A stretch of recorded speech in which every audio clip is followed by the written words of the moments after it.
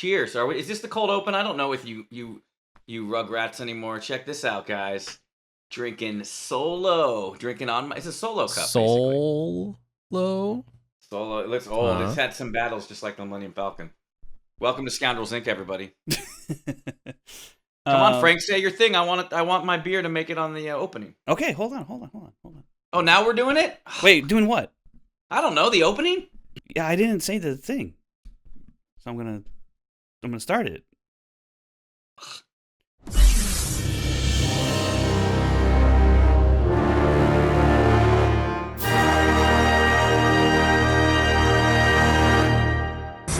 Welcome back to Scoundrels Inc., another Star Wars podcast. I am Frank Janish, and I almost said another Star Wars story because Kevin is holding up his solo memorabilia cup, his solo cup. Yeah, another Star Wars story. But this is Scoundrels Inc., another Star Wars podcast. I am Frank Janish, and I am with Kevin Smets and Brandon Hanna, and we're here to talk about the ACOLYTE Episode 5 titled Night. And guys, this one was a doozy in Star Wars television history. But how are you guys doing so far after the aftermath of this pretty exciting episode, I'd say? Yeah, I would say all the Yord House locations nationwide that you were planning on opening, Frank. Yeah. I don't know how successful of a business that's going to be. We took a hit in the stock today, not gonna lie. I feel like it's good for it. It's a good thing. Like when they die and their art gets more, sure. valuable. Right. Your chain of restaurants is going to be more famous. He did annoy me this episode when Osha asked him to turn off his lightsaber, and it took him like a solid 15 Mississippi seconds to turn it off. Yeah. Bro, when someone says turn off your lightsaber, turn it off. Well, she's a civilian. I'm not gonna be so quick to listen to a civilian. Whatever. He deserved to have his neck snapped for that. Okay, take it easy. That's some Mace Windu behavior, bro. You know what happens when you get Mace Windu behavior? You get thrown out a window. Yeah, you get yeeted off the 80th, 700th floor of the Senate. Okay, let's just get into our real-time reactions after watching the episode. Kevin, I know we kind of texted a little bit back and forth, but what were your initial thoughts? My initial thoughts were I'm glad I watched it live because when I went on the Twitter, people just love posting spoilers. Look, I was the first one, right when I heard the first notes of Kylo Ren's theme, the first time it plays earlier in the episode, I wanted to tweet about it. But I don't do it. I'm like, I got to do a 24-hour moratorium. You go on Twitter, man, these people are posting pictures.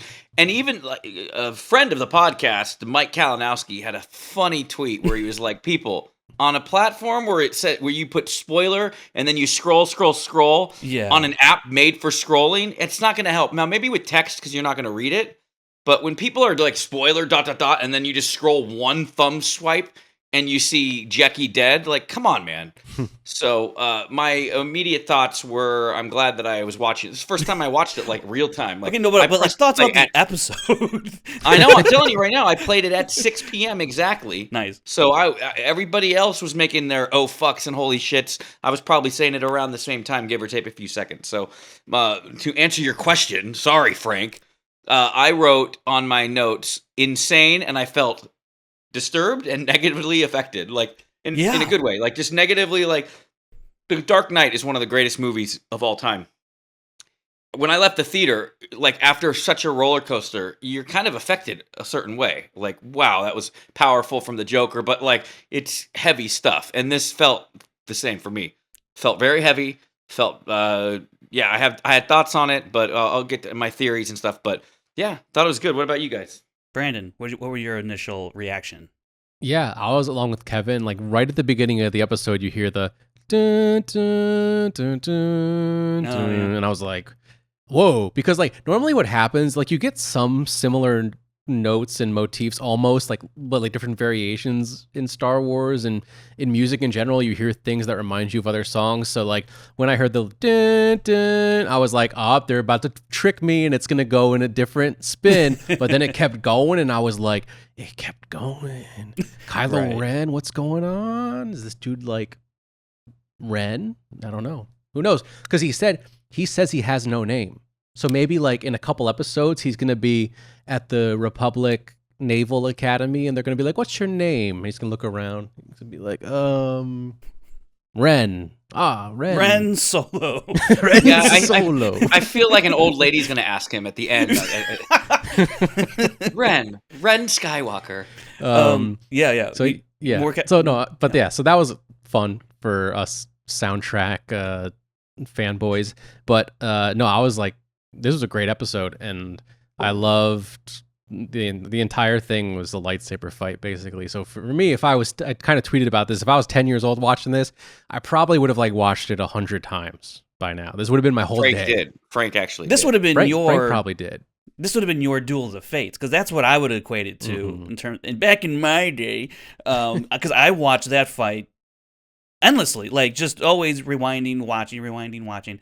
After the episode, I was really just like, I cannot believe what I just watched. Even though we went into the series thinking, well, a lot of people are going to bite the dust probably eventually, but I guess not during halfway or a little more than halfway through the season.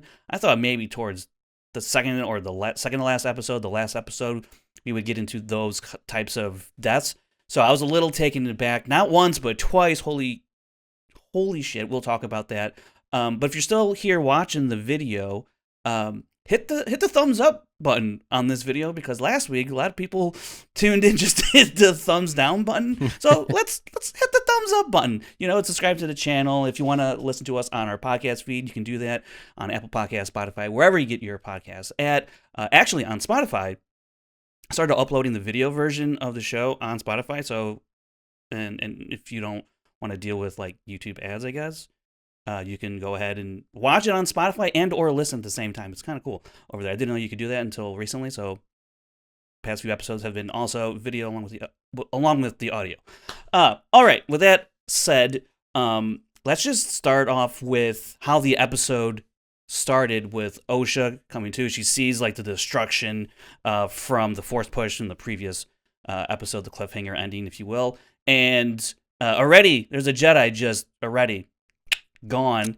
And what did you guys think about, Kevin? What did you think about how the opening battle sequence with the stranger, and then there's like 4 or 5 Jedi in there in the forest? What did you think of it? And then we're seeing things happen with the lightsabers, like seemingly shorting out. I had no idea what was going on. I was like, this dude's got some tricks up his sleeve. What were your thoughts on this opening sequence, Kevin? I can't believe they broke canon and lore and killed Plo Koon like that. Oh, Plo Koon! Like, he's obviously in episode 3 and 2. Right. And 1. And how do you kill him in this movie? He gets stabbed right through the back. I don't know how they're going to pull it. I don't know. They ruined it. They just ruined it all. God, canon's broken.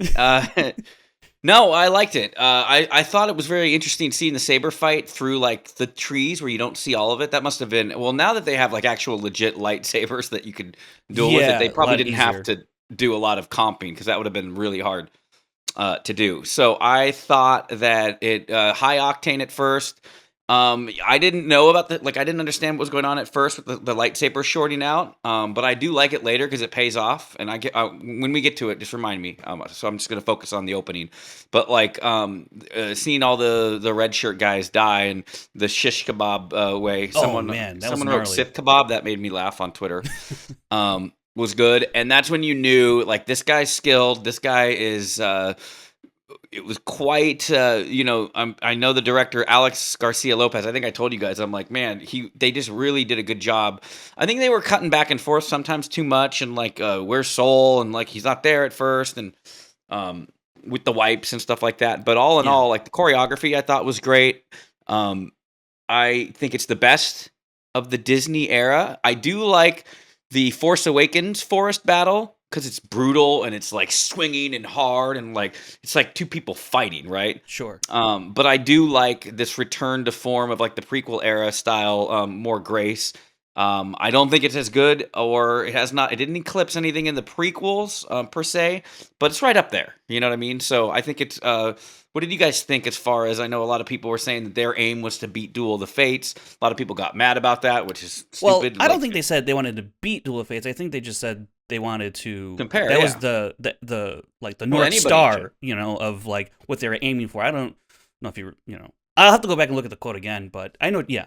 I know people. Well, I got a lot of people. People raise their eyebrow like, well, "Oh, you're going for that level? Like, you think you can do that?" And good. Personally, I think it lived up to, I think, their own expectations of delivering something that's on par with what was delivered with Duel of Fates. The difference between Duel of Fates and what happened in this episode is that Duel of Fates just has scale to it. It's a much bigger scale. First of all, it's a movie, so there's a lot more you can do in terms of effects and kind of how you pace out your, especially the way George Lucas does it, where he sections out the end sequences, the culmination the culmination of the movie. It's just, first of all, also just different styles in terms of who's making what version of Star Wars or a version of Star Wars. I think, Duel of Fates is a lot more grand. There's more at stake in Duel of Fates. There's a lot of the fight here with the stranger Qimir.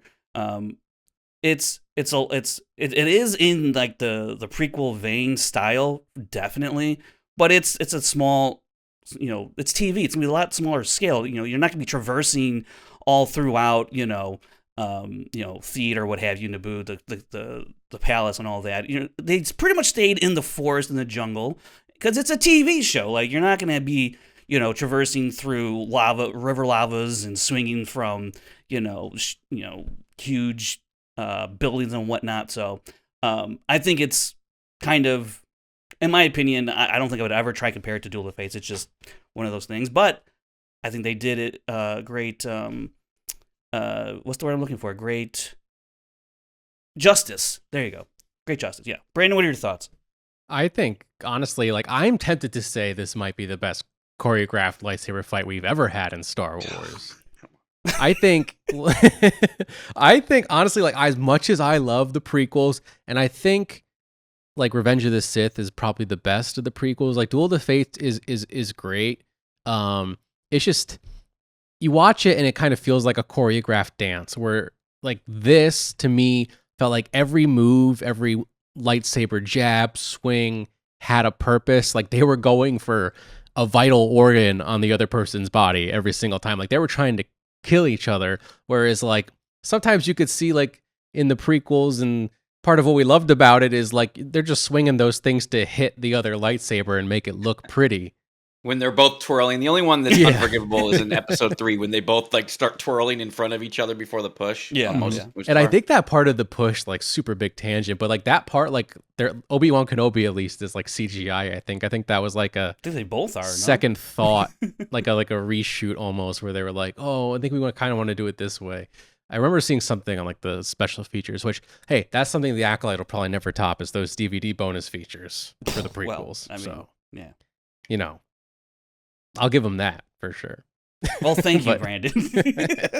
I don't know. I'm like every like both sides of the Star Wars fandom are just like teamed up, forming a mob and coming for my head right now. But I don't know. I thought it was super fast paced, and like I said, every swing had a purpose, and also at the same time, I think there was like a lot of like emotion involved, which is what I love about like the original trilogy lightsaber fights and the sequel trilogy as well. It's where like there's like a grittiness to them. There's like those conversations in between, like especially like obviously between Luke and Vader. But yeah, I just thought that was really well done, and like, for the Jedi, you can see how afraid they are, and Qimir is just as cool as a cucumber. He can't even get phased by a stun gun. But Soul did. Soul got knocked out. What's going on there? Well, I think that's Soul gets knocked out. I mean, I guess we can just jump into the Cortosis. I'm part of the Soul Patrol. Cortosis of it all. That was Soul Patrol.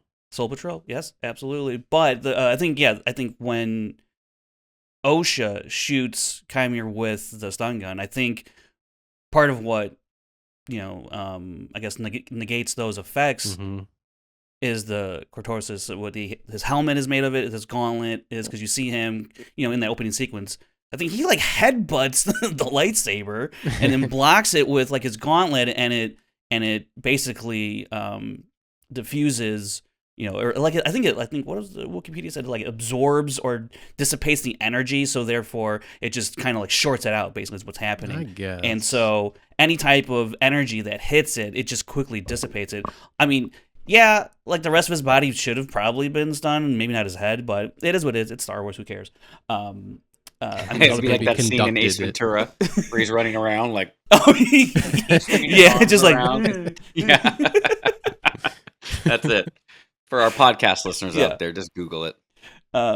Yeah, so I thought that was I had no idea. I guess we could talk about that. I had no idea what the hell was going on, and then until I went on Twitter and then Wikipedia, I was like, oh, and it actually like dates back to like 1998 in Legends, in a book, and they brought it back into canon in the Throne series, and like they Vader has an encounter with it, and I think is it Dr. Aphra, and so there's been other instances prior to ACOLYTE in publications where it's been used and seen. So I thought it was pretty cool because I was like, damn, this dude's got like gadgets, but it is an established thing in the lore.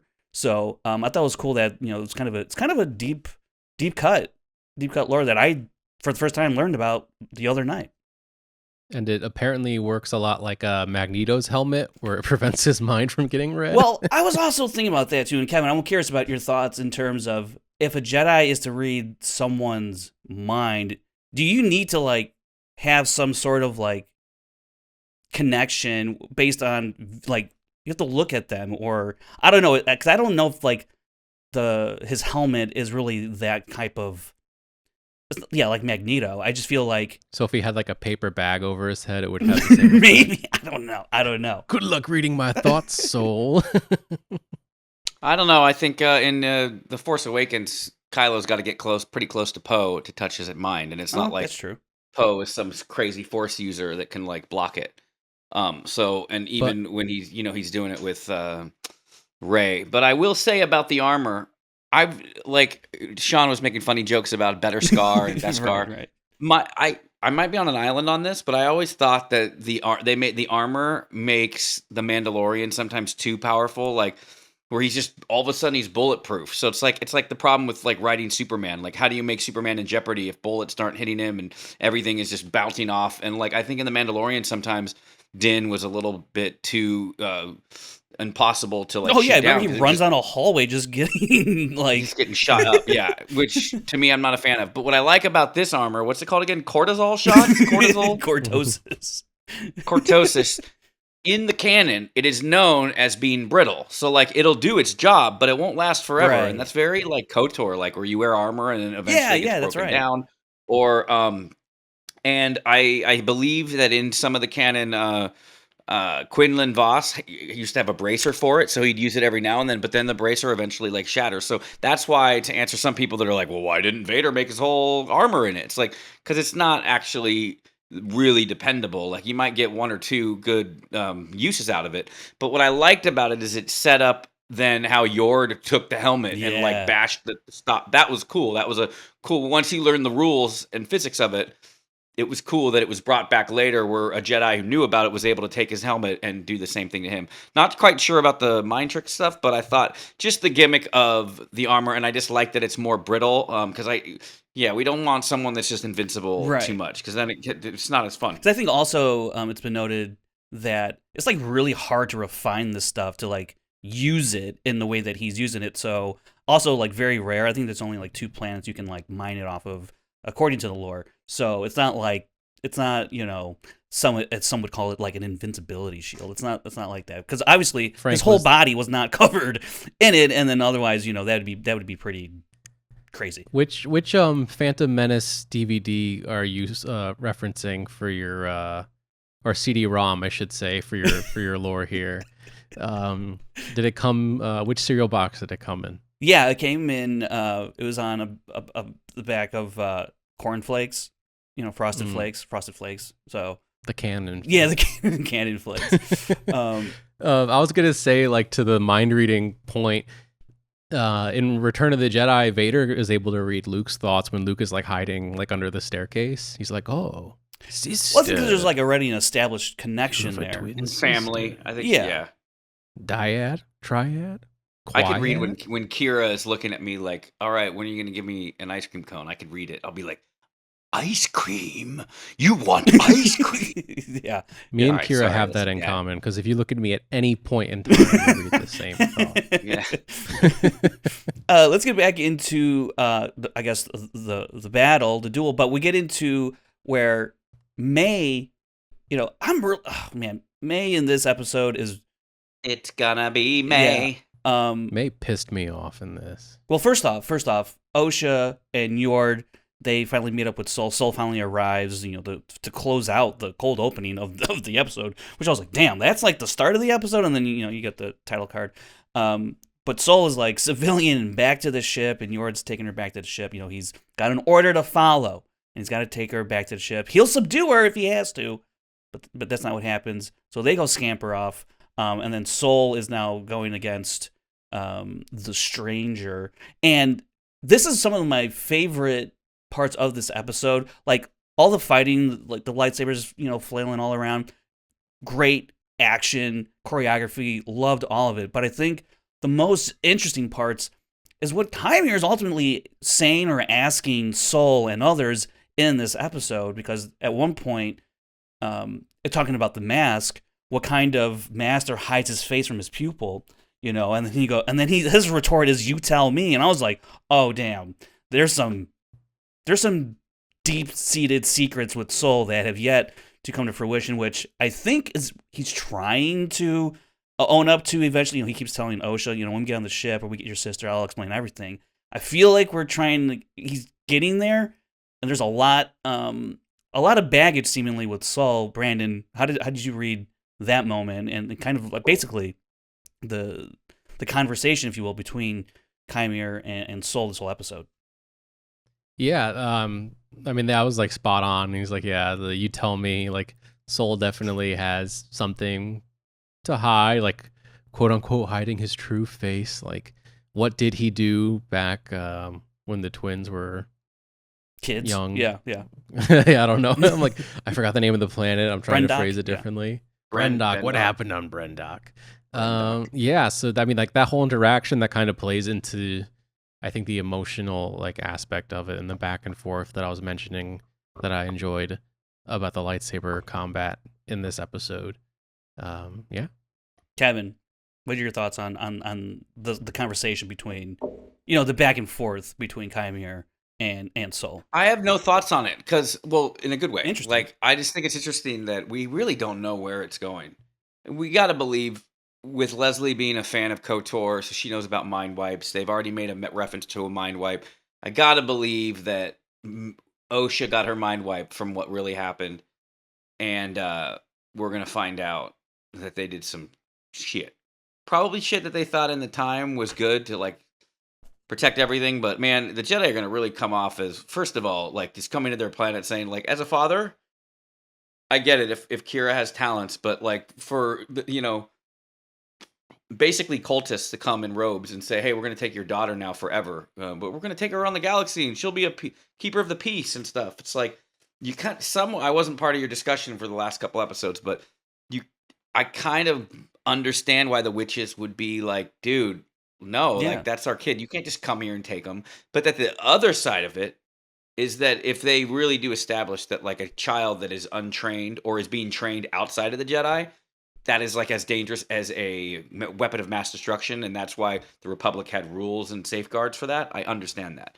So, but I think that we're going to find out that this group of Jedi, man, I don't know. Or maybe that it's Osha.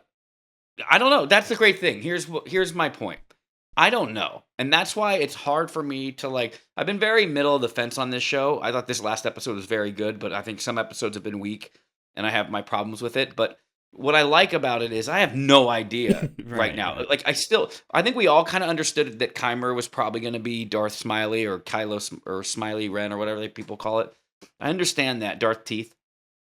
But that was a twist that even when you expect it and it happens, it was done so well, executed so well, and he was such a good actor with it that's forgivable. It's like, cool, yeah, like that. I'm on board with that. Sometimes you like things to be predictable is what I'm saying. Yeah.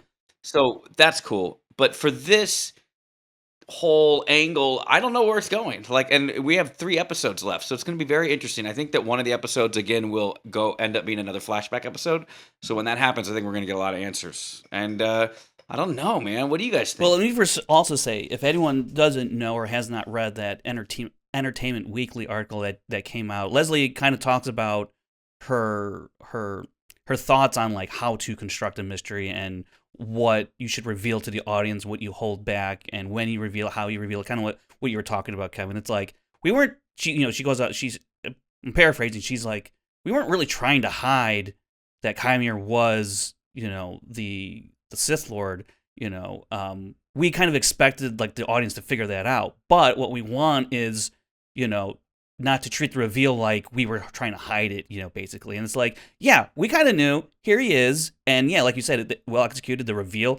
Okay, well, first of all, how did we get to the reveal? Let's first talk about the fight between Mae and Jackie, because I thought it was cool to see basically 2 Padawans going at it while you have their 2 masters going at it. I thought that was pretty cool. But and also the fight between Mae and Jackie was very, very clever and very fun to watch. A lot of, hand-to-hand combat and kicking, and, Jackie's like trying to handcuff her and read her rights. And I'm like, one thing that actually kind of surprised me while she's trying to get the cuffs on Mae was, this is for, you're under arrest for murdering Indara, Kelnaka, and the fire that killed your family. I thought, damn, like, Jackie, you only heard that information like secondhand, like, and you're just running with it.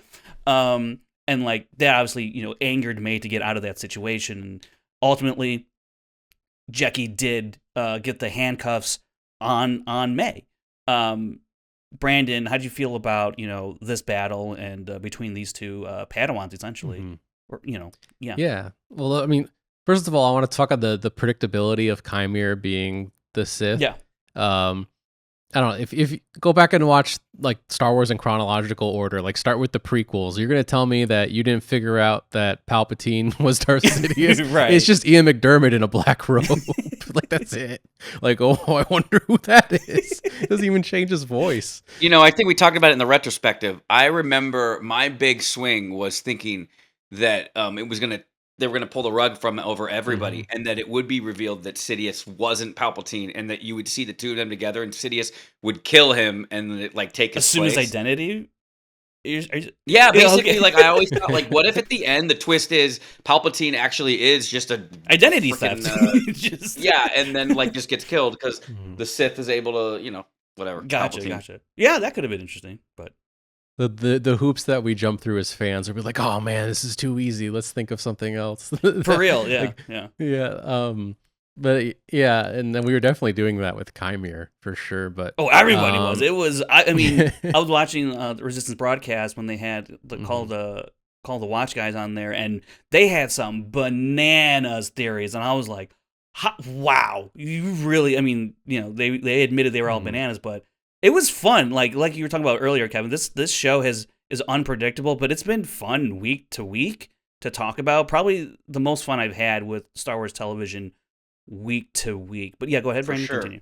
Yeah, no, but and speaking to that, to talk about Mae and Jackie, like in the last episode, Mae was about to turn herself in, and now she's resisting arrest. Like, she is so hard to read. She is so unpredictable. It's one of my issues. Like, what is Jake going to do? It's one of my issues with the show right now. I'm like, what are we doing? Yeah, it's a little bit of the writing with that. But yeah, there's flip floppy. She's been a very, especially this episode, she was a very flip floppy character. And then, like I said earlier, like I was getting pissed off because like she just kept running. She was like, I'm literally like standing watching this show, shouting at my TV, like, Mae, you coward! Like, she was such a coward in this episode. Like, any chance she could, she just Harry Potter bolted.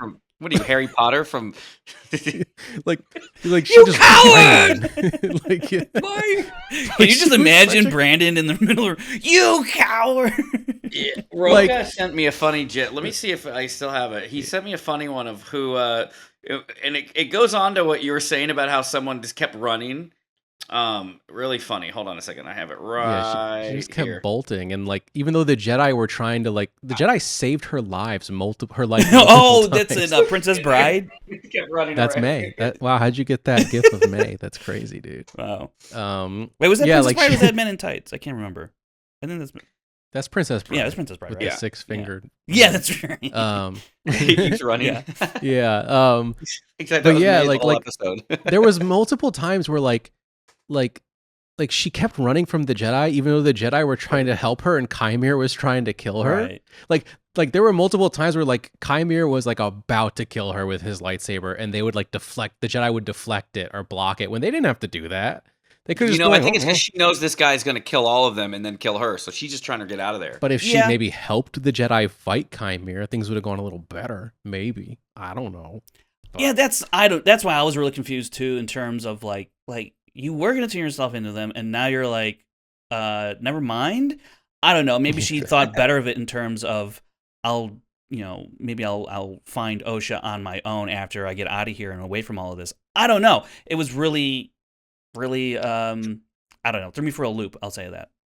Maybe she was like, you know what? I can get a really good lawyer to cover up to fight my way in court about Indara and Torben, but Kelnaga on top of that, that's too many murders. My lawyer cannot get me out of jail time for that. So Yeah, I'm just gonna have to run away. So after Jackie arrests May, essentially, here comes Qimir, aka the Stranger, and they start going at it. And let me tell you, when Leslie Hedlund had said, "I just want to see X-23 with the lightsaber," dude, she freaking delivered on bringing us X-23 with the lightsaber, because Jackie, to me, in this episode, despite her ending here, she is the MVP for me throughout all this, because she fights May, arrests her, and then ultimately, she goes toe to toe with the Sith Lord in Smilo Ren and holds her own. She eventually, knocks the mask off of him,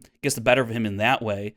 If it wasn't for some trickery or from Qimir, who knows how it happens or how it ends up in terms of would she best him? Probably not, but because she is a Padawan. But man, her choreography was awesome, especially when she's dual wielding after she gets the Kelnaka saber off of May. Man, Kevin, what do you think about Jackie in this episode and how she fought and kind of let us revel in the fact that this show gave us Trinity with a lightsaber and X-23 with a lightsaber. Yeah. There still might be more with Trinity to come with the lightsaber. Who knows? In a flashback. Yeah. So. And maybe more Jackie, dude. Did you see someone on Twitter posted that like her? I think that was being funny, but they did like an outline of what her insides are. Yeah. And And someone like, replied tweeted around that to like me. the. I saw that. I was like, There's hope, dude. There's hope. Just around her. But there's no hope because Soul didn't take her body with him on the ship, dude. He just left all. It's kind of of the dead weird, bodies on but the like plane. also like, what are you gonna do? Really? I don't know. Take the child back. I guess. She's just a At the child. very least, sure, that's true. Come on, man, Soul. It's because he's Darth Soul. No, I thought she was great. She was great in Logan. Like, so she's got. She was like tiny then. So She's I so knew tiny that we now. were gonna. Yeah, she was such a badass. Yeah. So. I'm glad that she's not screaming as much as she did in Logan. Like, ah! Oh, She yeah, was, like, yeah. terrifying. But yeah, and I thought both of the shock deaths I didn't expect. I thought like everybody else did when they were doing their like drawings of who's going to survive. I thought that the 3 would live to make the finale and maybe die then. Yeah.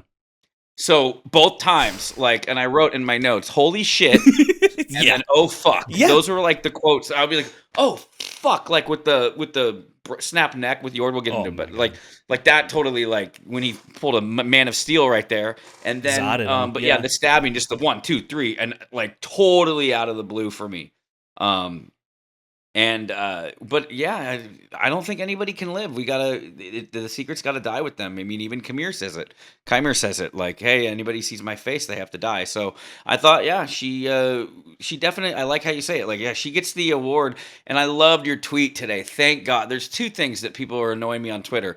First of all, like, how could the Jedi not sense the Sith there when they're in the woods? It's like I love the shot of all the Jedi in episode 2 in the same room as Palpatine in his He's like, office. Like that's why him. they're He's the guy you're looking for. Yeah, and then you did it. What was your other tweet you did about? Oh, I've never seen this before. About when people were complaining about how could a Padawan like hang with a Sith Lord or whatever we're gonna call Qimir. We'll get into Yeah. that. And you were like, "Who? I wonder." Or there was Brandon. Brandon, you were Yeah. like, "I wonder where we've seen that before." And you showed a clip of Obi-Wan versus Maul, Yeah. and then Anakin versus Dooku. Like, yeah, dude, Padawans are young and athletic. Like, they're like just the NBA drafts today. Yeah, they're not gonna be able to beat one-on-one like KD or LeBron, but so the hot shots are gonna be there and at least put up a fight. So I thought that, yeah, she definitely wins the award for best effort, even though Yeah. she did. Yeah. Yeah, I saw like to that point. I saw like I think the worst offender was like a comparison where like they were showing her training with like the wooden staff. Yeah. I forget what those are called, but I'm just like, you think about it for 2 seconds. I'm like, that was just like a training exercise at the Jedi, at the Jedi Temple, and it was more about being in tune with the Force than it was about being skilled with a lightsaber. And I mean, also the starter lineup of any NBA team run layups at Right. the beginning of the game when they're warming up. Oh my God, are they back to 4th grade? I mean, like, and here's the other thing is Jackie is like a properly trained Jedi since she's been quite young. Let's assume, right? Quite young, right? So, properly trained in the Jedi arts, whereas Qimir, I don't know how he's been trained, but Yord talks about how there's no predictability, there's no like, it doesn't make sense, and so he's very I guess erratic in ways that you can't really anticipate. He doesn't follow the rules, basically, is what Yord said. And Qimir even says, you're not breaking the rules if you never follow them in the first place, which is just kind of that's a bar. I'm not gonna lie, that's a bar. But also, let me bring up real quick. If you go on Twitter, Jared, friend of the show from the Nerd Academy podcast, he has actually a pretty good thread on Chimir's fight styles. He kind of like analyzed it and broke it down, clips and everything. It's a pretty good, quick read. I do recommend if you want to know more about Chimir's fighting styles and how it lends into his character. That's nice. I'll take a look at that. I like it. The other one too. It's like, oh, like now we're cutting hair in Star Wars, and then someone was like, "Hate to break it to you," and they show the clips of from Clone Wars when Anakin gets his braid. Of course, you cut hair when you're. Well, it's like a samurai thing as thing. well. When I think when you're trying to disguise yourself, it's like it's a sword. It's whatever. I don't got time for that one. But I will. Yeah, go ahead, Brandon. I did want to talk about, before we move on from Jackie and Mae and Qimir, him running up behind her like silently. Oh yeah, was terrifying. He gives me like Scream Stew vibes. Like he's just because with the hair. Yeah, and when first of all, my reaction when Jackie gets not once, not twice, but thrice shanked in the chest, like, my God, that was brutal. Like, I saw the first one, and then I could barely comprehend the first wound, and then like 2 other ones just happened in quick succession after that, and I was absolutely beside myself. Jackie had grown to be probably my favorite character in the show thus far, even a little bit over Saul, who I really like a lot. And I think it just goes to show you, I don't know. I think they've done a good job with a lot of these characters because we've only spent technically like 3 episodes with these characters because we had the flashback, obviously. So by the time you get here, we haven't spent a whole lot of time, but I still felt really, really bummed out and really sad when Jackie bit it. Shocking moment for me. Brandon, talk about your shocking moment when you watched Jackie become one with the Force. Oh, yeah. She became 3, actually. 3? That was crazy. I mean, like, give her credit, but, like, she had no way of knowing that Chimir's lightsaber would break apart and there would be another tinier lightsaber at the bottom of damn. it. Who thinks of that? Crazy. That was wild. I was like, ooh. Like, yeah, that was very shocking. And, of course, Yord as well was another one where I'm like, they did it again? Oh my God. That one haunts me. That's a haunting, the most haunting kill I've seen in Star Wars. I don't know how anyone who could point to another instance that I'm not aware of, but to me at least, that's been, damn. I'm still. That's the most haunting. I'm trying to think now if that's the most haunting. Because like that crazy. imagery, like just so I don't know, as a Zod-like. kid, Just seeing anybody fall in the Sarlacc pit was terrifying. Especially before the CGI, where it was just a fucking, yeah, sand it was like a tarp with sand on it. with little things. Yeah, Those like, were disturbing. Yeah, I was like trying to explain to Sabrina. I'm like, you don't understand. They killed off multiple main characters. They revealed who the Sith was. This episode was crazy. He's not a Sith, Brandon. Correct yourself. Whoa, that we need Well, to have a we'll get into conversation that. We'll get into about that. I'm ready. But I want to ask you I have guys thoughts on Qimir when he's talking to Soul now. I'm gonna destroy you. When he has basically he's holding a lightsaber to Mae's head. Right. This is after Yord has been yorded, and Qimir, Soul asks, "What do you want?" He's like, "I want to wield my power the way I want to do it, and I want a pupil." I want to run around killing people. Yeah. It does, in terms of I want to wield my power the way I want to wield it, does echo what we saw from the Coven on Brendok. There is this, I think, so far, this running theme of the Jedi mandating who can wield the Force and how you wield the Force. So I think there's an interesting thread to, no pun intended, to explore. Kevin, you have any thoughts on like kind of Qimir's motivations and kind of, again, the conversations he's having with Soul? I think you should go to Brandon first, because mine is going to expand into my theory. Okay. Brandon, what do you got? Yeah. Yeah, honestly, like he's really hard to read. Also, that goes into like whether or not he's like a Sith and what his motivations are. It's, to me, like there's a lot in there. The Kylo Ren theme, the mask, like it's like, is this the original like Ren of the Knights of Ren, basically, that we're seeing the origins of? And that could also help explain away like him so willing to expose himself, where the Sith are like almost too smart for that. You go back to Darth Maul saying like, finally we're going to reveal ourselves, we're going to have our revenge. He didn't say it like that, obviously. I was making it sound dumber, I guess, but you know what he says. You were all there. Peter Serafinowicz. Anyways, Right. So it's like he's him willing to expose himself like that. Not very Sithy, in my opinion. But he had a great at line the though. same He's time, like, I did try and wear a mask. I was like, damn, it's pretty funny. Yeah. But at the same time, he is so well trained. I have to believe he was trained by a Sith Lord. Like, there's no way. Who else would have trained this man?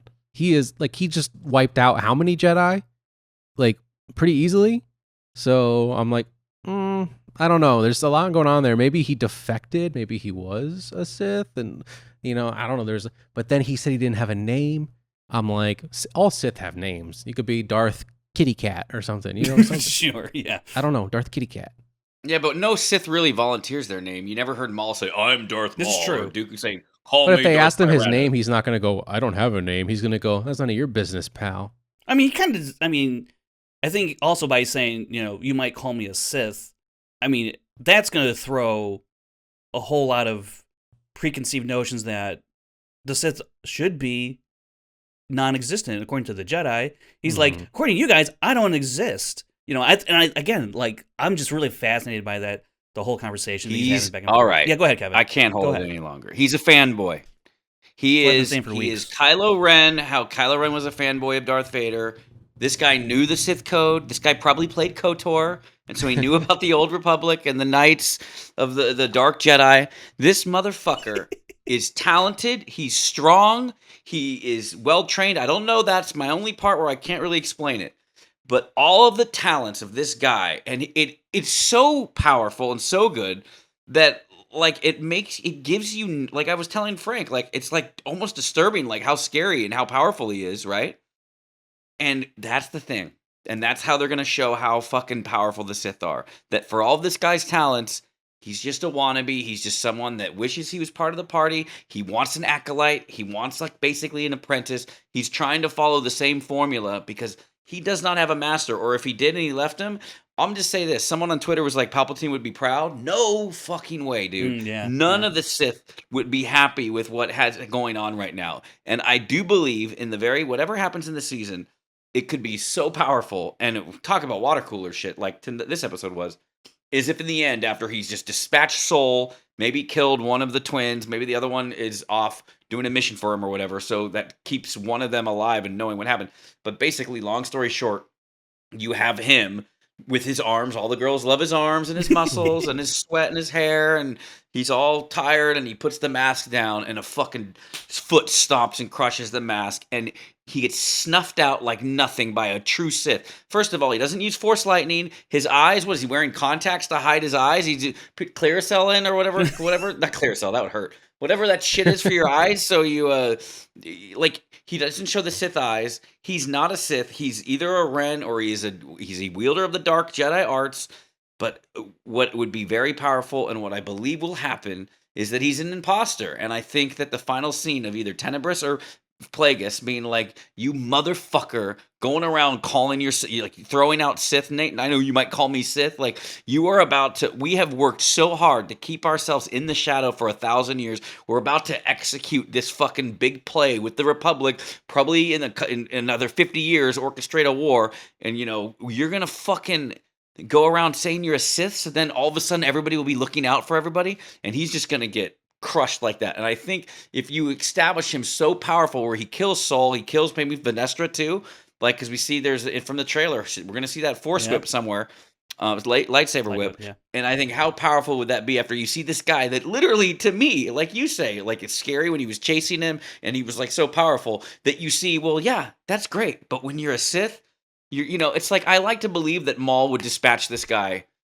in 15 seconds or 20, 30 seconds. Like, I think that that's what they need to show, how powerful the Sith are. So by the time you finish this season, you are so scared by the thought of Sith. So when the Sith finally do come in the prequels, you're like, holy shit, man, these are the real deal. So I have a feeling, and you know, I thought I was so clever in my thoughts, like, man, and again, I didn't want to tweet anything because I don't want to tweet anything before people get a chance to see it. But like, there was a couple people that almost word for word in their tweets were like, I think he's an imposter, he's going to get snuffed out, like using my same exact words. And the Jedi Way hasn't aired yet, this episode hasn't aired yet, and it's like, so I believe there is a contingent of people out there that believe in this, and I think it would be really powerful if you show someone so badass and powerful get so easily snuffed away by, talk about a way to introduce Darth Plagueis or Tenebris, to just completely like just...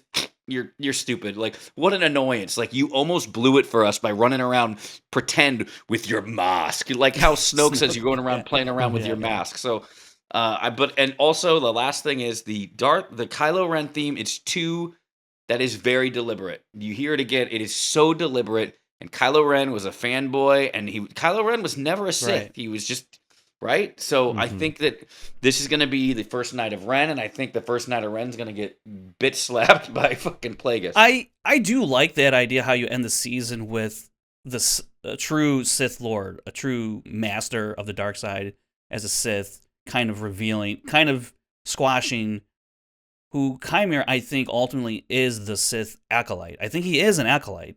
I don't think, maybe he's not, because I think it goes acolyte, apprentice, master, right? So he's not like as you said, as you pointed out, Kevin, he doesn't have the eyes. He's definitely tapping into the dark side, obviously, but he doesn't have like the classic hallmarks of the eyes or the Force lightning or whatnot. I've been saying for weeks that even before his reveal here, if you want to call it that, I've been saying he's a Sith fanboy. I think he looks up to the Sith. I think he studies the Sith, but he's not quite, as you say, he's not part of the party. He's not in the club. He's not part of the rule of two. I think he's on the outside of that. He could be on the outside of that. And I could be wrong about that, but I feel pretty confident saying he's not a Sith master. I can't see him being the master, which is great, because given what we've seen him do already, it is terrifying. He killed Jeki and Yord and numerous other Jedi already, and he's not even like an apprentice. He's not even a master, and he's taking out these Jedi, which I think, feeds into how powerful the Sith can ultimately be. And so I think it's going to be really interesting to see these last few episodes, how they tackle the subject of the Sith, because finally it was said for the first time in the series, this episode by Qimir. So I ultimately think, he's the acolyte, because Mae's not an acolyte. Qimir says, I want an acolyte, and I don't think he considers Mae an acolyte, even though he was training her.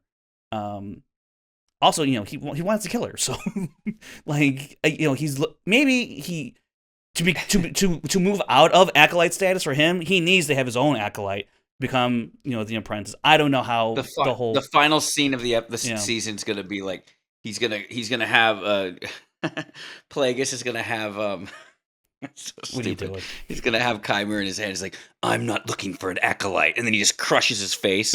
He's like, I'm looking for an apprentice, and then all of a sudden it just fades to a baby, like, and it says Baby Palpatine. Oh my gosh! Don't do that. That's not what I hope happens. But. Brandon, you got any theories, any thoughts on what Qimir said? You might call me a Sith, and what that plays into for the series. Yeah.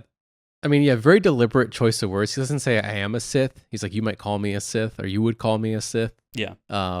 Basically almost like mocking, like your point of view of the Force is so narrow that you would call me a Sith. But, and not having a name, him literally saying I don't have a name is like, Sith have names. But then, the Kylo Ren theme is very deliberate. There's no way that the composer of this show just accidentally gave him Kylo Ren's theme. Like, right. And especially I just thought that sounded cool. My whole complaint about the whole season has been there's not enough callbacks to the music. And the one theme they have, aside from that Jedi mystery theme, is Kylo Ren's theme. There's purpose. Yes. Mm-hmm. Yeah, so I'm like, definitely, like I'm just talking statistics here. The odds that was done accidentally is no way. There's no way. So small. 720 to 1. It's almost zero. It's like basically zero. So yeah. So yeah, we'll see. And it's got to be done in a way where the Jedi don't believe the Sith came back, obviously. So it's like people are like, "Oh, it's breaking canon." I'm like, "There's 3 episodes left. It's not gonna break canon by the end of it. Just go along for the journey." Like, Ki-Adi-Mundi ain't gonna know a damn thing. He's at he knows he's here. He ain't Ki-Adi-Mundi. He's at the Jedi Council, talking to his buddies, drinking. My co-host on Jedi Way said the last scene will be Ki-Adi-Mundi on the computer at the council. Delete on the console. Just. He's like, I've got something very important to say in 100 years, and god damn it, I'm gonna say it. Yeah. No, you're not gonna take this away from me, my big moment. All right, so let's move into. If you don't have any, you have any other thoughts there, Brandon? I think that's it. Because now this is where I'm just really kind of confused at this point with the characters of Osha and Mae, because Osha, so Saul, he does get better of Qimir. I think he taps a little too much into his rage, his anger, right? To kind of he almost kills him, and he could have finished this. Osha stops it. You're right. He could have finished this, and then Osha is like, "Oh, what are you doing?" Should have finished it. I mean, yes, obviously. Obi-Wan should have killed Vader twice and fucking right. Like, Osha, come on, guys. Osha should have been like, "Remember what you told me, Soul, about your mother and the Sand people?" Right. So this is where I'm just, and then Soul gets, or wait. Osha does the thing with Pip and puts don't kill him, so we're going to have these bugs do it, which I was like, I thought they were going to come into play Umbra Moths. They're moths. Yeah, the Umbra Moths. Grand Moths. Grand Moth Tarkins. Yeah, the one was, the leader of them is Tarkin. Yeah, dad there you joke. go. You know how they're dad jokes, right? When they become a parent. Oh, that's right. Yeah, automatically by default. That just happens. Sorry. Continue. Which I thought was like, okay, it's a great way to get Qimir out of this situation, kind of end it without killing him, because I was like, oh, there's no way he's dead, which I'm glad they didn't drag out, because you eventually see him land and just, take care of the moths and all that. So, but then, Mae comes to after getting stunned by Osha previously, and Mae grabs a stunner, stuns Soul, and then Osha and Mae have a conversation, a reunion, and this is where I go, when Mae says to Osha, they've brainwashed you after Osha's like, you started the fire, blah blah blah. The Jedi have been more of my family, and Mae's like, they brainwashed you. And I go, oh man, I think Saul. I thought about this last week too. But I was like, I think Soul did mind wiped, altered her memory, and I think ultimately, and I put this on our Discord, which we do have some questions to get to at the end before we wrap up. But I was like, I think Osha might be like the one who started the fire. She might be, the one who's accusing Mae of all this stuff. She might be the one who's doing all that. In the third episode, the flashback, where it starts with Osha, controlling like the butterfly, and she yells at Mae, "Why do you do that?" I think now that Osha is that person, and she's in her mind, it's been flipped by the Jedi or Soul, and I think that's what he has. That's what he's been carrying with him, all this time, and is finally trying to admit it to Osha and to Mae because he wants to tell them on the ship. Obviously, that's not going to happen. I don't know. What are your thoughts, Kevin? I think you had mentioned KOTOR and all that stuff, and so where do you see this potentially going? Well, I don't know. Again, this is one where I'm just kind of like. I don't know either, but this is my theory. Yeah, no, I believe that a mind wipe was used. Qimir says it earlier in the season, like, and that was like sometimes everything counts. Sometimes, so I do believe that. We'll find out. I'm not sure what is hidden from her, but that would be a great twist as well. I will say, back to Revan would have killed fucking Qimir. Like Revan knows, like, okay, I'm gonna dip into the dark side real quick, and I'll be right back. Be right back. I mean, so. But you know what? Can I say real quick? I think yeah, because of what happened on Brendok with Soul, he's trying not to be that again, and I think Osha brings. So you think he killed all the witches? No. I'm just saying he doesn't want to tap into deceitful practices. He wants to be, the good Jedi. Instead of he's carrying all that guilt with him. Yeah, I get it. I think it's anyway. I wonder how all those witches died because it didn't look like there's saber wounds, but they weren't burned to death either. They were all just dead. I think Osha so. Did it could be the witch mother that did it. I don't know. We'll see. Yeah. I love that I don't know, and so I know that's kind of a crap out, or like I just don't know, but I'm excited to find out what's going to happen. But I do believe, as Leslie is a fan of KOTOR, I do believe there's going to be an element of play with the mind wipe. What do you think, Brandon? Yeah, I could see it being like a Charles Xavier, Jean Grey situation where Soul, Dark Phoenix, like you said, like changed her memories to like make her believe that she was like the good twin, and like she was like always like had good intentions and wanted to join the Jedi and pure heart and stuff, but it was really like all this other opposite stuff, and he was just trying to like thinking like, oh, this will give her a better life, but then she's gonna realize the actual truth. Maybe Qimir unlocks it in her, and she goes dark because of it. Well, it's easy to go dark. It's kind of like KOTOR. In my KOTOR episode 3, I have Logan so close to going to the dark side when he finds out that he was the Dark Lord and that the Jedi lied to him. And we really play on that. We teeter, and you guys haven't seen it yet, but when we do, you'll see what I mean. So I wouldn't blame Osha if she was like, fuck, I was bad anyway. This is maybe my destiny, and fuck Soul for doing that to me. And yeah, I'm going to burn the world down. Yeah, but it is. Yeah, and it is interesting also, like, speaking of, like, Soul at the end, because we haven't talked about yet, like, Mae and Osha switching places. Right. Like, how did Soul not pick up on that immediately? Like, it's also hard to read Soul sometimes, so I'm choosing to give him the benefit of the doubt. But Qui-Gon and Obi-Wan didn't know that Padme was the queen, too. So. Great point. Yeah, but like Padme didn't have a tattoo on her forehead that said queen. and hair that smelled of charred ash. Plus now you have the sniffer guy, a little alien dude. He's Basil. He's gonna if Soul doesn't go ahead. They. No, that's his pronoun. Or that pronoun. They reference him as a he. That whole thing, I commented on it. That was all so blown out of proportion. Like, I know. That was wild. She literally just says, like, the same way you would have used it in the English language your whole life before woke even became a thing. You wouldn't know what it is. It's an alien. She's like, I don't know this animal's gender. Like, so I'm just gonna say they. Yeah. And no one's caring that Qimir said the banger of all lines when it was like, oh, is that what its name was? Like, its name. He said so that disrespectful. That really pissed me off because I was like, I fucking loved it. Oh no, it's a great line. But as a fan of Jackie, like, Oh, that really pissed me off when he said, "Oh, was that its its name? name?" So good, man. Oh, that asshole.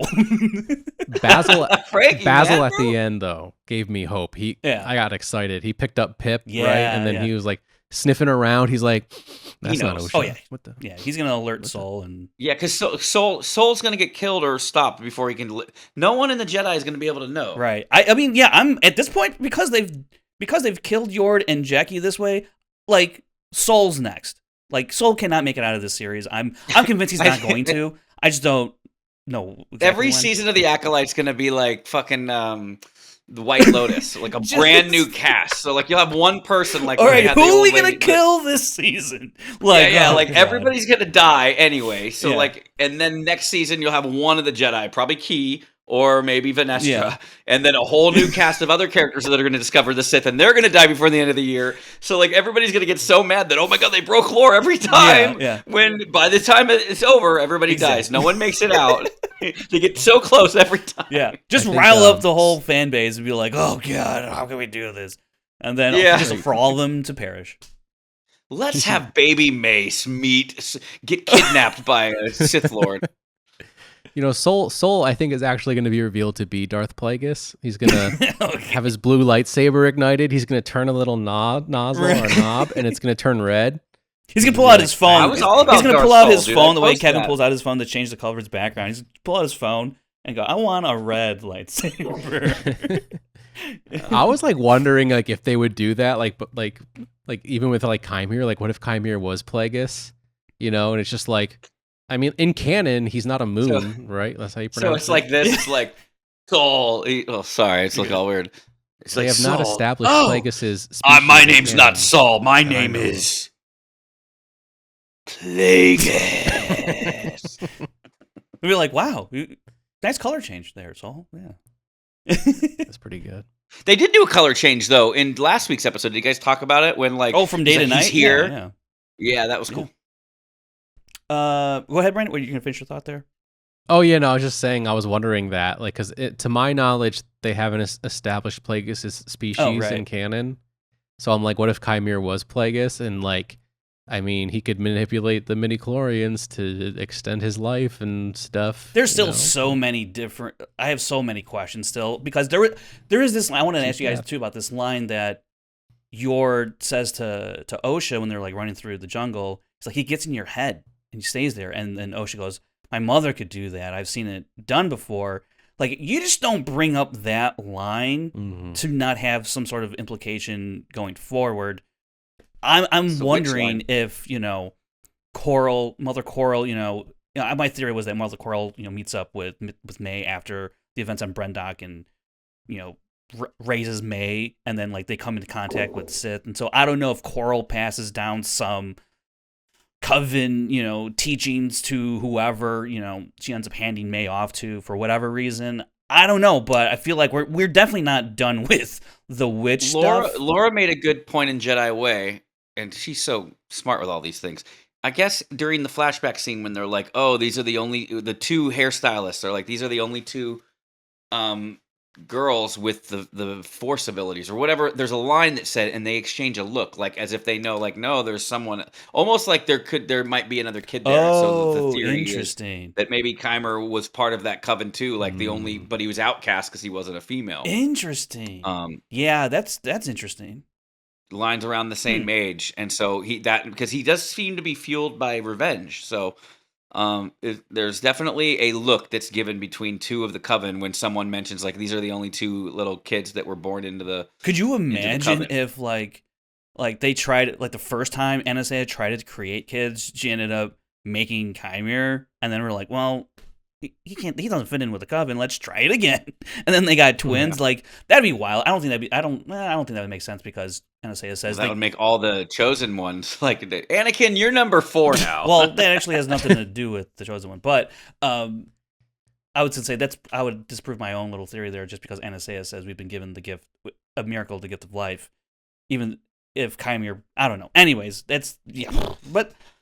It could be a number of things, which is one of the things I do really like about this show. You guys have any little minor issues or gripes with this episode, or I guess Kevin, the series, because we haven't talked to you in a few weeks? That's kind of like, you know. Yeah, I just think the writing's a little Mhm. off with Mae and Osha. They're actually my least favorite thing of the show right now, and like they're supposed to be like the main thing of the show. So I hope that they kind of course correct and see where it goes. I didn't mind the forced conception, um, and all these things about Kiadi's birthday. Like a lot of that stuff, I just like whatever.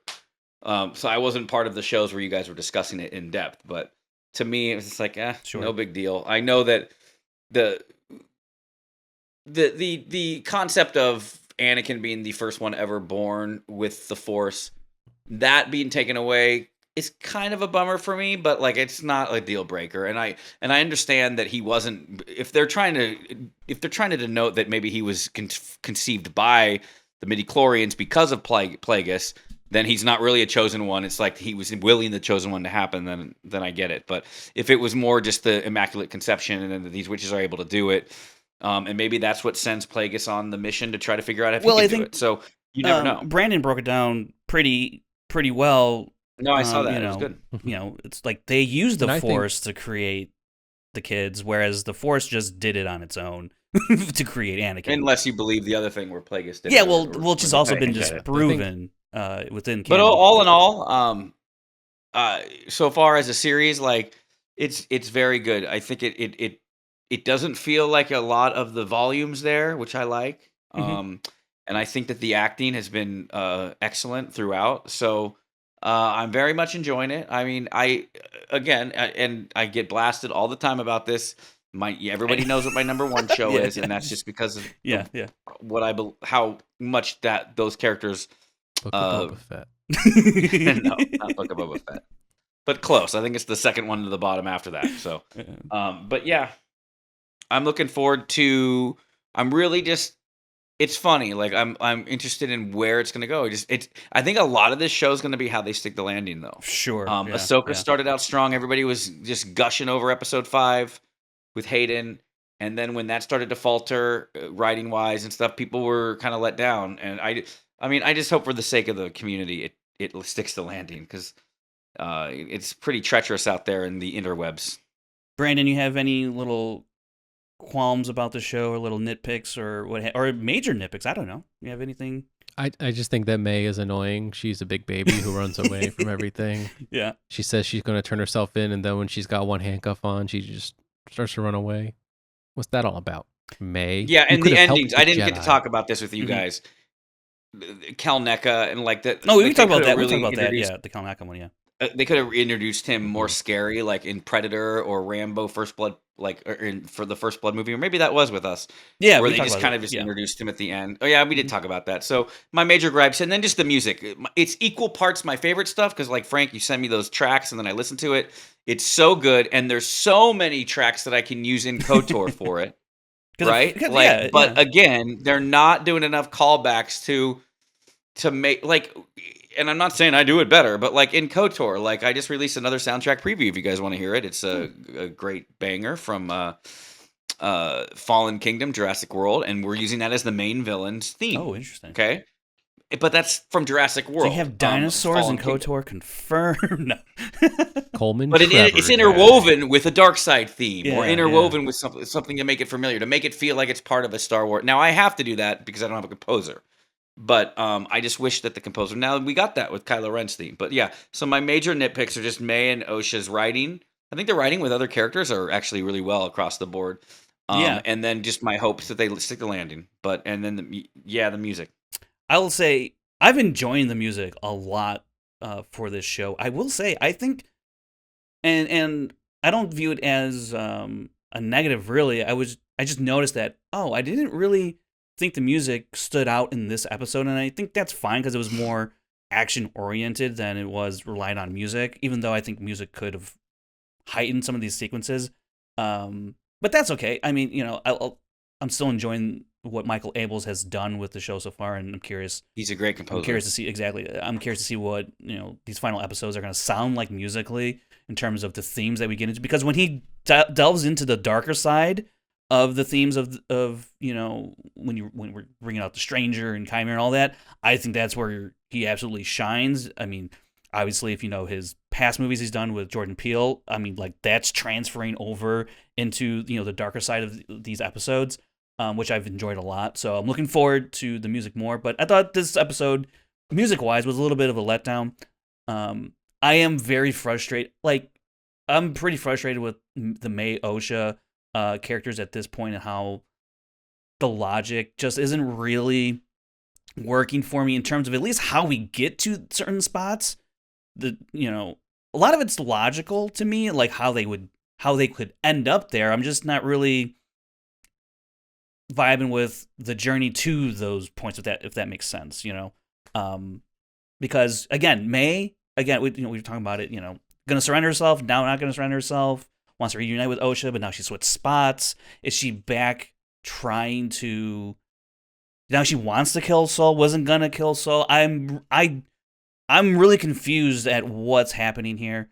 Also, deal, I have a question. Like, Qimir wanted to kill Mae because she exposed him and she was weak, right? And then at the end of the episode, when he finds quote unquote Mae, it's actually Osha. Why he does not want to kill her anymore, or does he know that it's Osha, right? I mean, because like the tattoo, Osha, he heals her, right? So and he says that quote, by the way, that banger of a line at the end about those who revel in triumph are deep in despair or whatever. Yeah. So still, I have a lot of questions, and as you said, Kevin, like I hope they stick the landing. Reading that Entertainment Weekly article, Leslie Headland said, she wasn't quote unquote saving anything for another season. She's like, we don't know if we're going to get that, so I threw everything into this season. So I feel like the odds of them landing the ending Revan in the finale, nice, the Revan mask. I have high hopes that they are going to stick the landing, that they are going to kind of like resolve a lot of the questions that I've been having throughout the series thus far. At least I hope so. And maybe not all of them, which is fine because some stuff should be left mysterious. I would be completely fine if it's revealed that Qimir is not the Sith master, and we never know who his master was. I'd be cool with that, to be honest, because it just leaves room for other things in the future. Be careful, Frank. You're going to be a thumbnail on somebody's video with a comic book bubble saying, "I don't care what happens." Well, I did not say I don't care what happens. I would just say Frank I would hates canon. I would just say I don't care about canon. Boop, boop, boop. Comic book bubble. Gosh. Yeah. You made the thumbnail, bro. Oh my gosh, that's funny. Congrats. I think maybe I'll make the thumbnail. Let me make a face for your thumbnail out there. You know who you are. Oh man, what was I gonna say? Something about the Sith. The Sith.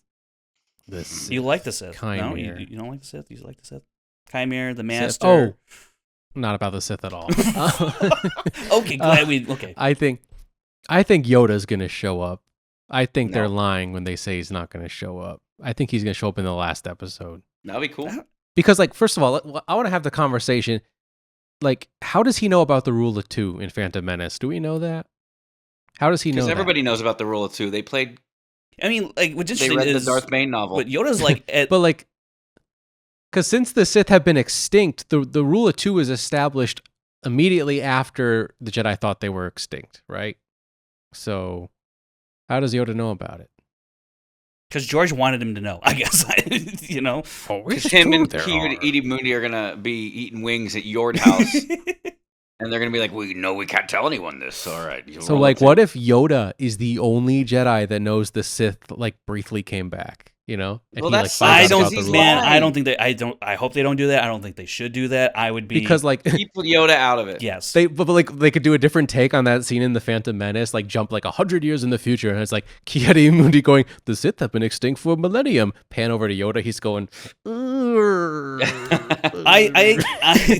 It's funny. I don't think they're gonna bring in Yoda at all because of the implications of changing what it would mean how you view Yoda. I don't think Yoda never said the Sith were extinct. I don't- for a Yoda's millennium. off limits in that respect. Yeah, I don't think you want to touch that. I would want. You know what we want to touch right now? Those Q&A questions. There you go. There you go. I'm just saying. I Thank think it you. would be Thank interesting you, Kevin. if Yoda Great job. carried this secret. Just saying. All right, let's jump into our think Discord it would be questions. Well, they said that Yoda was basically off limits anyway, but I believe when you hear off limits, like if he was in there to like save everybody and like you know what I mean, like that's one thing. But like you don't want to change what you do not want him like. I know he already was very good at like hiding the twins, and they're all about hiding. Luke didn't know that Vader was his dad. That's kind of fucked up not to tell him, right? Waiting for the right time to do it. So they're all about deception. But like this is kind of a big deal because that means what are you doing since the Acolyte to the Phantom Menace that you haven't tracked these motherfuckers down, and now it's your fault that we have Maul and everything like that. If Yoda just buries it under a rock and it's like let's not reveal it and just protect the other Jedi, it's like then you're not doing yourself the right thing, which is to try to stop this, and then it's your fault. Yeah, it is already all their fault for being idiots with Anakin, but still, yeah. I think it's you can't touch him in that respect. Let's not change scenes and how we will look at them in the future. Right. You know, people are already freaking about it. No one cared about Kai. Whatever. No one cared about that tall-headed motherfucker. And now everybody's worried about his birth date. And you think that they're not going to care if we make Yoda like a treacherous motherfucker? Yeah.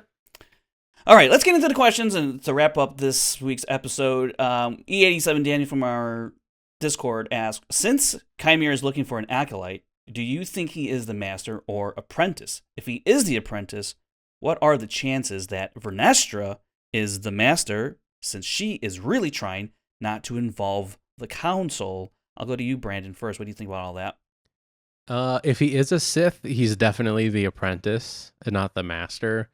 The Dark Lord at the Sith would not be this stupid, I think, to expose himself like that.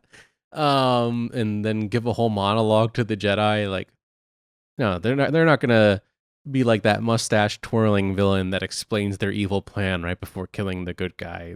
I think they're too smart for that.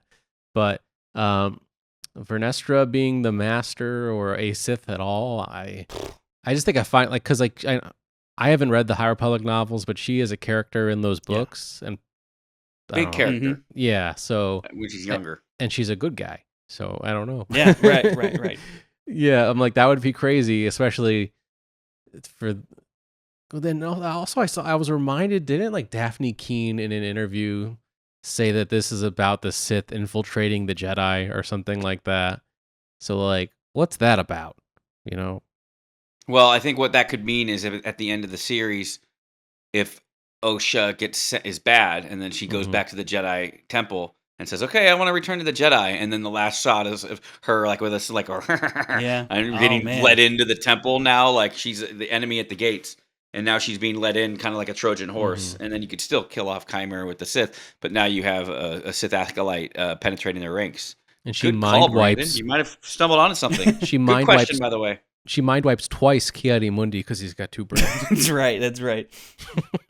Kevin, you have any thoughts on Vernestra? No, I don't. Yeah. I think I love these wacky theories. Kino Loyus Snoke, dude. So who knows? I'm all for it. I like that idea, my friend. I'll say, but I do believe it will be something more along what we just discussed. I'll say I'll be really surprised if Vernestra is the master. I mean, I know she's not trying to involve the council, but that's more of like a bureaucratic political move than it is, I think, a deceitful one. And I think that's what she's meant to kind of demonstrate in the show is kind of the bureaucratic machinations that the Jedi Order has with the Republic and, the government. I also don't think could she die in the Acolyte? That'd be wild because she is a book character. And they have so much more story to tell with her in the High Republic book series that if but you the already... books is way before. Oh no, I know. I will correct I'm just the books are way when she's 100%, younger anyway. No, what I'm saying is, yeah, she is younger, but now we're here like when she's like 100 at least or something like that. If we know she dies in the Acolyte, if you're gonna read her stories from when she's now like a young adult in the books, like her ultimate demise. I would be kind of shocked if they did that to her in this.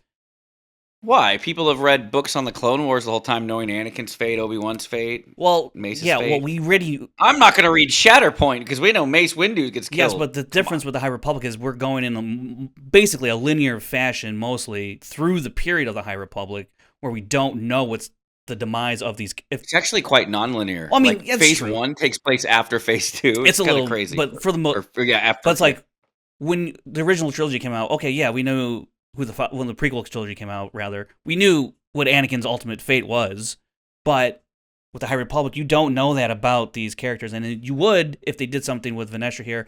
I'm really curious what the same argument is said that we know that she's going to survive every book now because she's in the show. I mean, that's true too. It's the same I guess thing. that's true too. That's a good point. That's a good point. I'm not trying. No. I know It's you feel like an excellent point. You're right. debating You're right. really. Doing this, yeah. I guess you're kind of quote unquote damned if you do, damned if you don't do anything with her in terms of demise. So yeah, that's a good point actually. I say kill her. I mean, she brings out the light whip, and who's she's going to use it against other than Qimir? Listen, the Revan novel, spoiler alert, needlessly kills the main character you play in KOTOR 2. You probably invest 40 hours, and in the Revan novel, which is not canon, thankfully, which we fucking hate, they kill her. She gets like stabbed in the back. like You're like, Legends canon? imagine you play that game for 40 hours and like you cultivate, you're the exile, and then you read a book where you get punked out like that. So I know what you're saying. Damned if you do, damned if you don't. That's why our shows and movies totally retcon that, but still honoring it. It still happens, but in a way where it doesn't happen. Also, here we go with Daniel again. With how Force healing works in Rise of Skywalker and how it works in KOTOR, Darksiders use more Force energy for light side moves.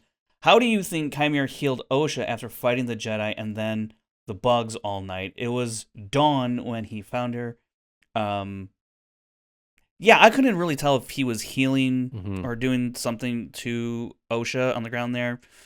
I think he was just investigating. Are you Osha or are you Mae? And I think he got his answer. I think he just leveled up right there and was able to do that Force power. Okay. Yeah. Sure. I don't really know. That's a KOTOR joke. Interesting. Yeah.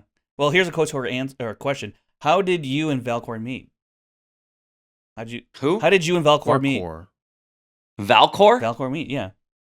Who's Valkor? That's what it says here. How did you and Varkor? Valcor? I think it's a typo. Maybe it's a typo.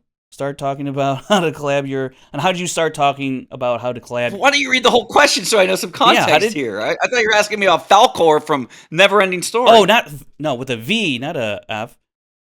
Start talking. Darth Varkor? How did you guys start talking about Dark Lord of the Sith? So powerful. How did you? I made the movies back in my first mission in my movies. I'll keep it short because we've been running long. I made my first KOTOR movies back in like 2005, 2006.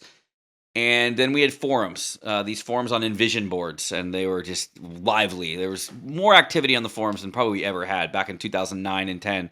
And Darth Varkor, I think his name was like Darth Revan on the forums, but he was like a young kid. He was like 14 or 13 or something. Big fan of the movies and whatnot, and was just he always posted and was always asking questions. I just remember him being very, very lively and active in the forums. And then many years later, I think then I finished my movies in 2015, and then around that time, and then I kind of just veered away from it, and then dealing with my own things, I was doing a lot of coaching and Iron Team stuff, and then when I was doing the Schmodown stuff, I was really kind of just more a consultant while they were doing the sequel KOTOR stuff. But around that time, in between 2015 and 2019, he started his own movies, which gained a lot of fame and like popularity and stuff. And when I found out it was like the same guy that was like this this fan that was like 14, 13 years old, I thought it was so cool. So that's how we met. Like, I mean, I've known him for probably longer. I've known longer than I've known these two fellas, obviously online and stuff, but he's over in the UK and like really nice dude and really talented. And it was cool to like, we were able to like kind of work together, and it was cool. Like, it's really nice. Like when he was starting to do scenes with Logan Starr, early on, he was kind of fanboying about it a little bit because this was like what he grew up on. Yeah. And now he's writing a movie and doing a movie with his character interacting with my character. And much the same way as I have that equal respect for him, where I thought that his movies, I'm going to say it, like in an island, like his movies done after ours. And so with the benefit of like with his mods and like the techniques that we were only learning near the end of it, like his movies are fucking stellar. Like, and as far as technically, they're technically superior. Some people like my movies better for story or character. Some people like his better, but technically his movies are superior in that regard. So it was cool just to see how far he came, and now he works overseas as an editor as well. So like we kind of I remember him as a kid. I just remember this forum kid, and now we have new ones, and they're fans of our show here Eardon, who's a young kid, you can tell, like A21. Yeah. Like we have fans that are Schmodown, or it's not Schmodown, Scoundrels fans and KOTOR fans that are young. That 20 years from now, 15 years from now, they're probably going to be doing their own great things, and I'll be proud of them too. So yeah, that's the Very cool. long story long. Sorry. Last one. Shout out to you, DV. Last one here. Thomas HH says, I wasn't surprised that Yord fell victim to Qimir, but Jackie was unexpected to me. Who did you think would die? I'll just say, I wasn't, I think we kind of talked about it earlier too. I wasn't really expecting the major deaths that happened at this point, so I was pretty surprised. I think I told you, Kevin, I was like, I wish I would have recorded my reaction for this episode because I was just beside myself. Yeah. Brandon? Yeah, I did not expect any, like, I did not expect Jackie or Yord to die. I only just the red shirts or whatever you want to call them. I expected, fake Plo Koon and all them to bite it, but not when Jackie happened. I was shocked, and then Yord on top of that. I'm like, what are they doing to us? I'm like, Soul's not even gonna make it out of this episode at this point. So yeah, I was not expecting that. Yeah, much the same.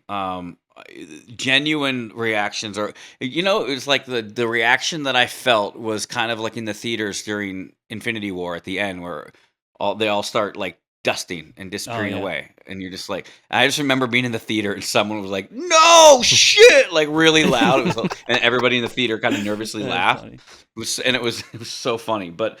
Yeah, it was very out of the blue, but not like done for shtick or it wasn't shticky. It was like no, like it made sense, but was totally unexpected.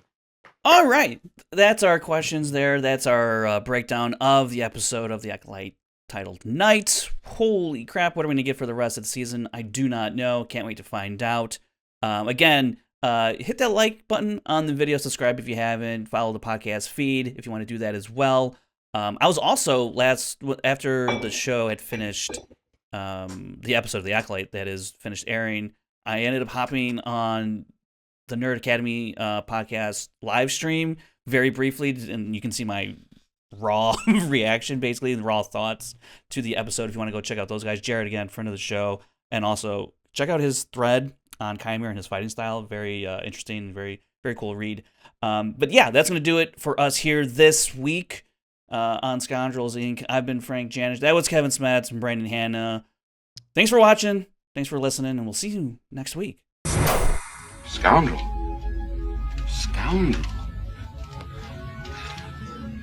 I like the sound of that.